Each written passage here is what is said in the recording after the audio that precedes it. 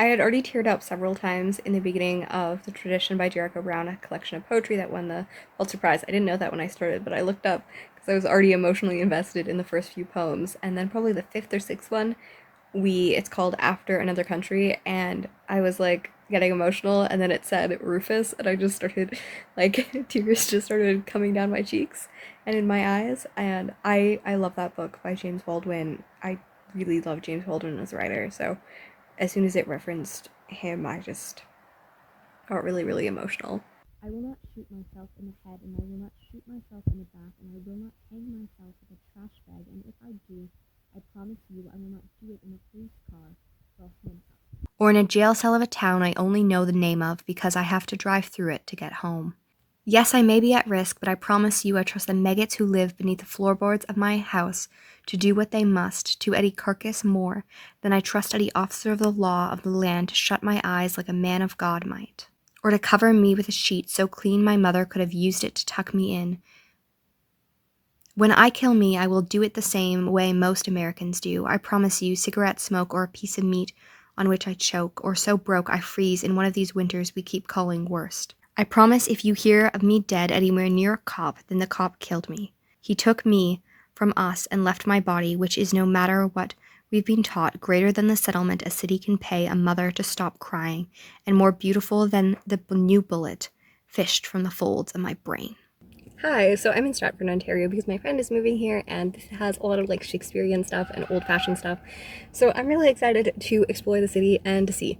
Currently, I am reading Mansfield Park. I just finished The Tradition by Jericho Brown, and it was incredible. It had many really, really powerful poems in it, and I can't wait to share more about it with you guys. But right now I'm going to be reading Jane Austen and exploring Shakespearean stuff.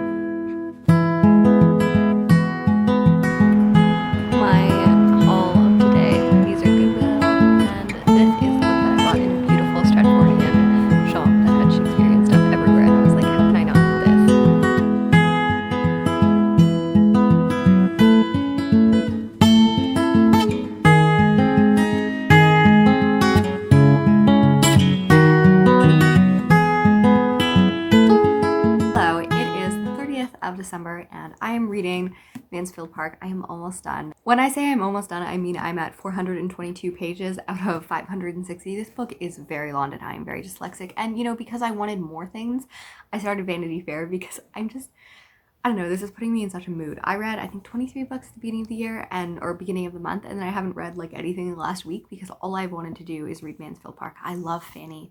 I love the characters. It's interesting because Fanny is known as like the most boring and the most like quiet and all of these things. Like there's a beginning at the thing that like, you know, her cousins were cruel to her often, but she never thought she could be injured by it because she did not like rank herself as that high. And I'm really, really enjoying the story. I really like Fanny as a character, but I also like that this seems like the story where we get the most side characters knowledge.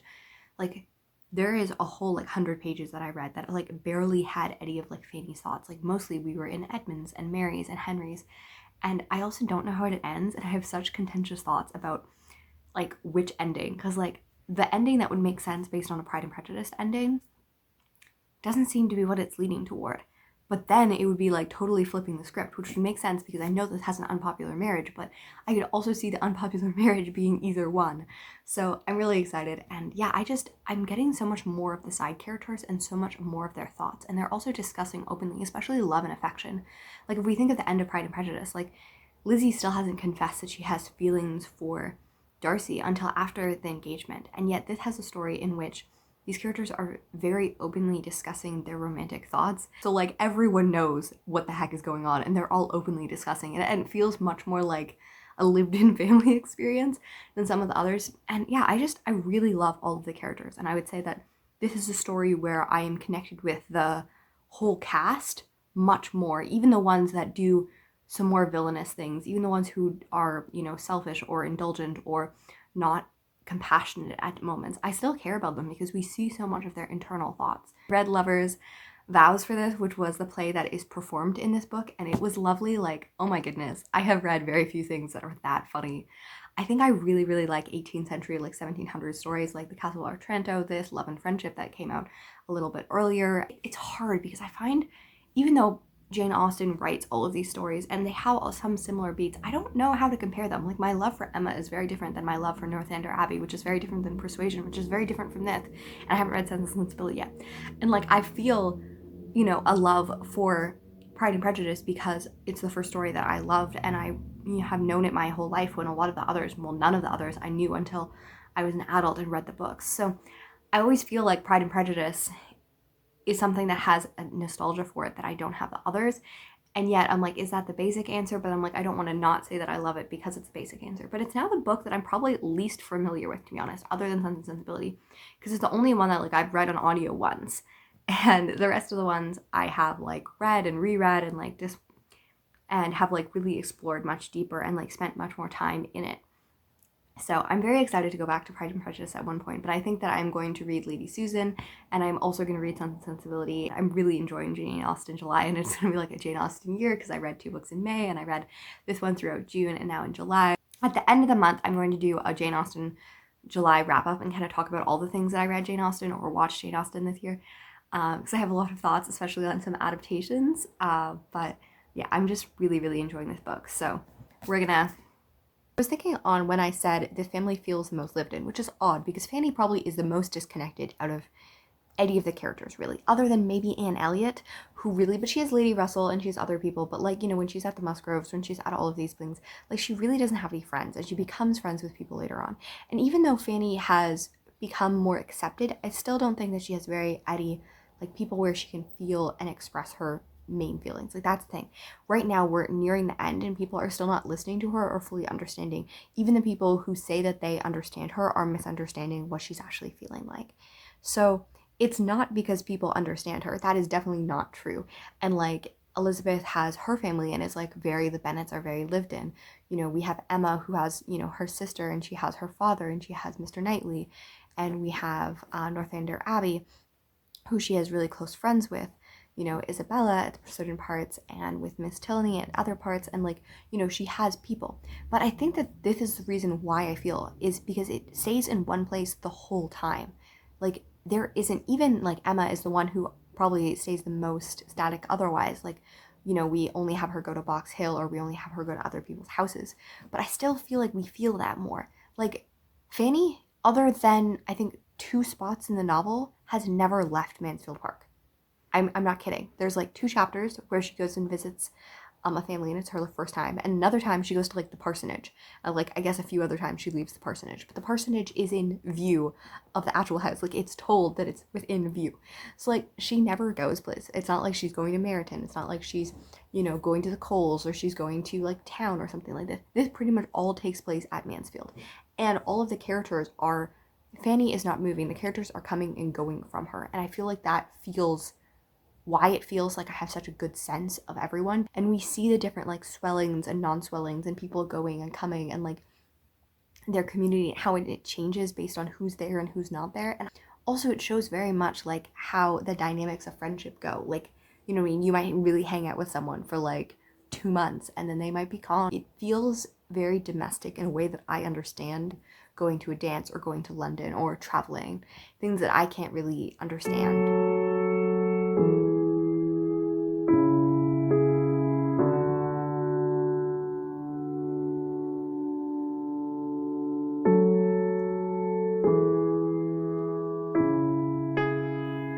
After the speech, the 2 girls sat many minutes silent, each thoughtful. Fanny meditating on the different sorts of friendship in the world, Mary on something less philosophic. She spoke first. I relate to Fanny a lot, more than I ever was surprised, because she's the quietest of the heroines, and I'm not a quiet person. I talk a lot, and I'm very extroverted. However, I also deal with incredible amount of social anxiety, and I also have a speech impediment that I definitely, when I was younger, I did not speak until I was 4, and then I spoke in a very broken English and just language in general.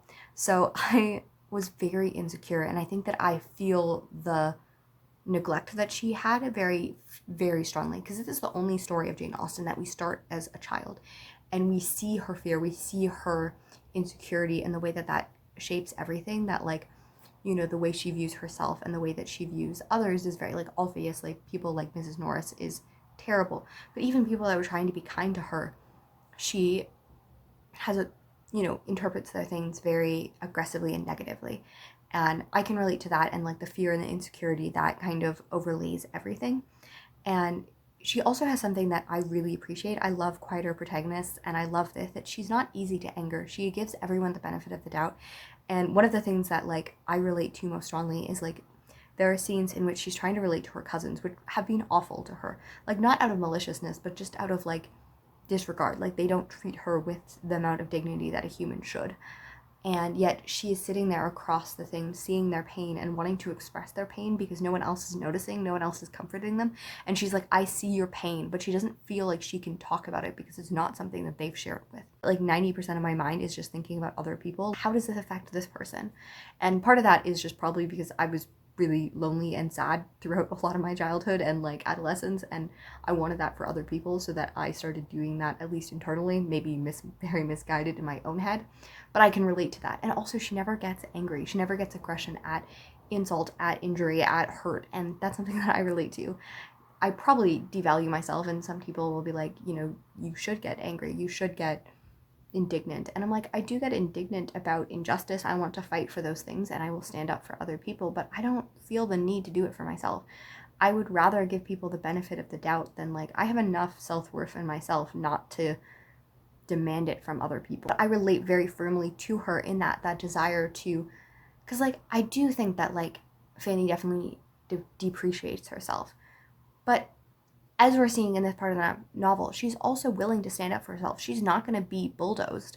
She has probably a less effect and a less value than herself than she could, but she also doesn't injure herself further, you know what I mean? And I really appreciate that kind of insecurity. You know, even Edmund, who is seen as the like moral high point, especially in her head, is swayed. Everyone else is often dictated by fashion or by what is popular, and her throughout, she continually stands by the people even when they treat her badly, and yet she is never swayed internally. And I also relate really well to Emma, who is a character that everyone doesn't like very much because she's very proud and haughty, and that she thinks she knows what's best for people. And that's the other side of me sitting there and being like, so what are their thoughts? My other thoughts are like, but how can I help them?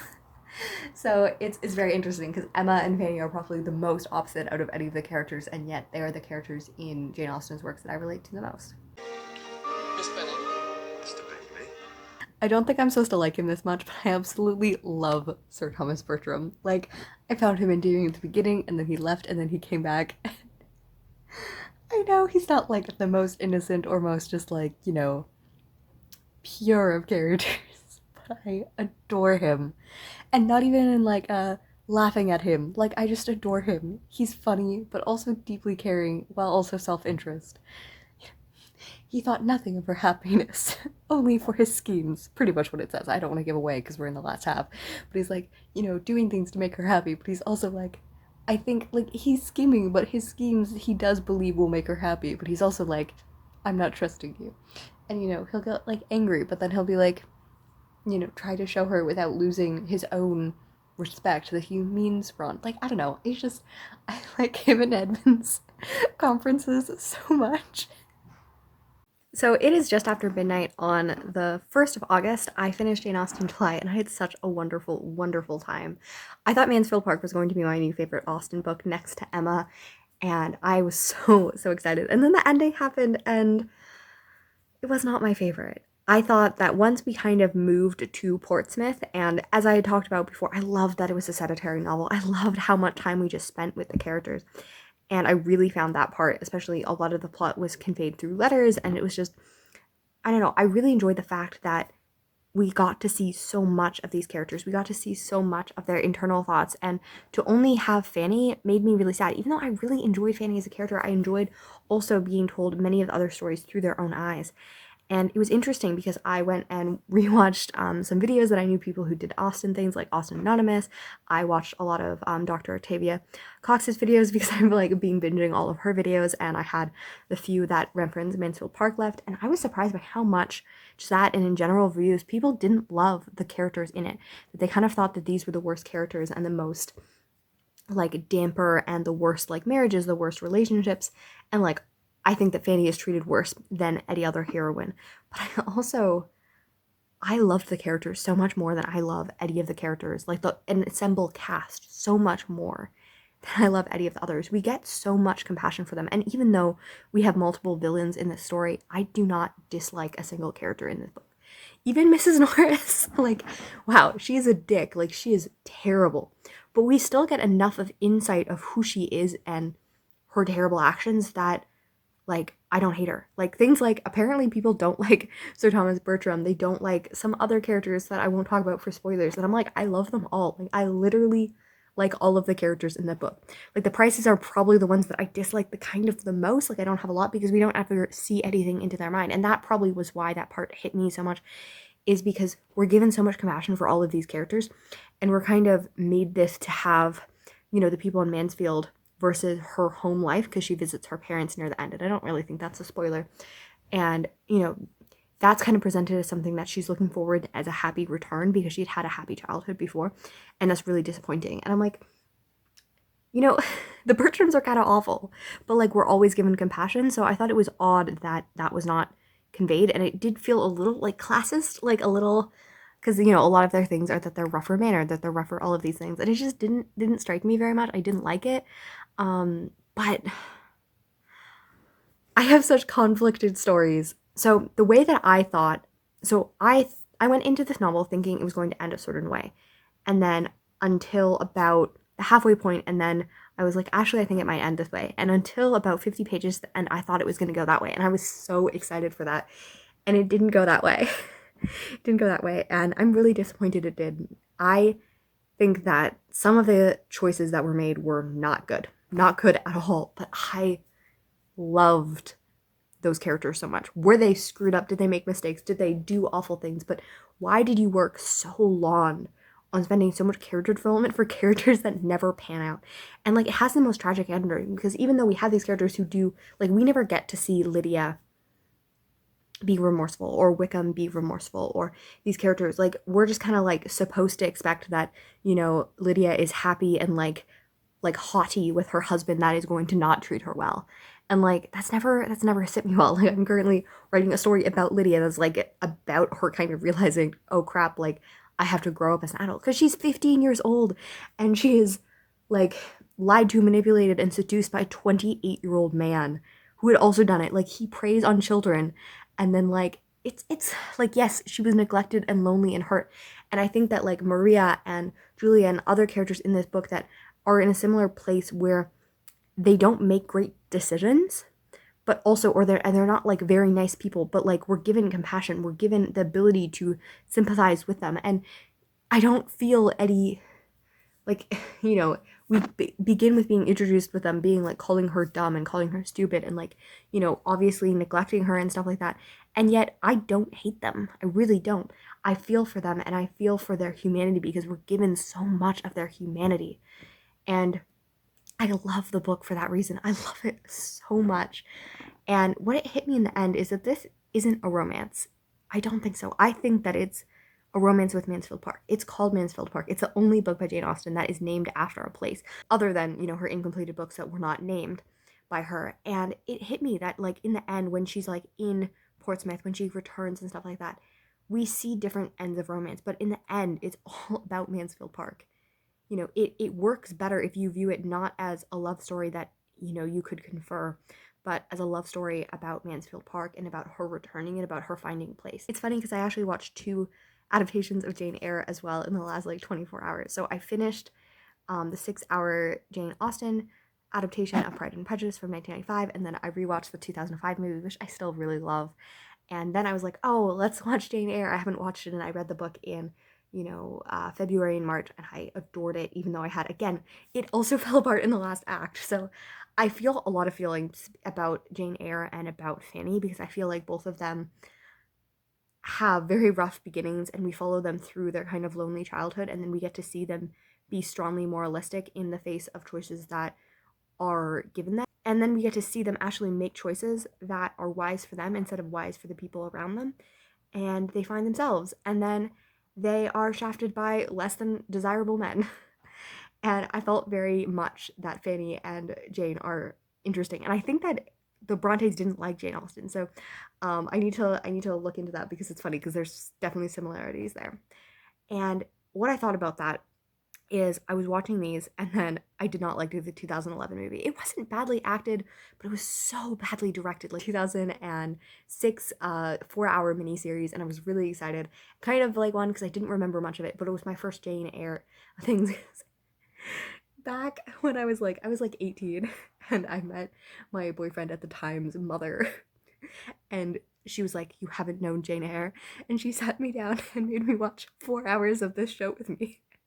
And her son just like left. Like he would come back every once in a while and be like, "Ah, yes, this scene." And I was like, "Hello, maybe mother-in-law that I do not know at all that I met like an hour ago."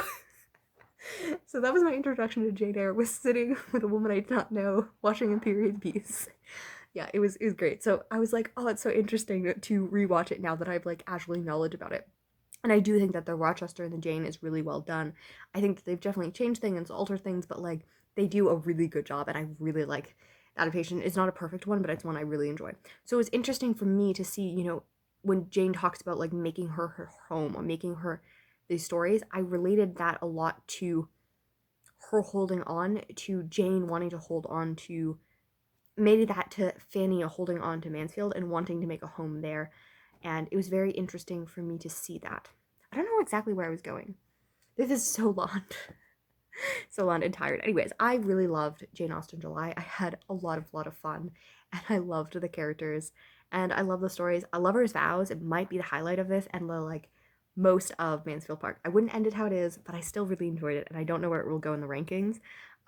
Because I loved it so much. I love these characters. Like I like Fanny, but I love everyone else. Like I love everyone because they're not supposed to be lovable, and yet they're so good. Anyways, happy reading, writing. Tell me how you experienced this month, and I'll talk to you guys soon. Bye.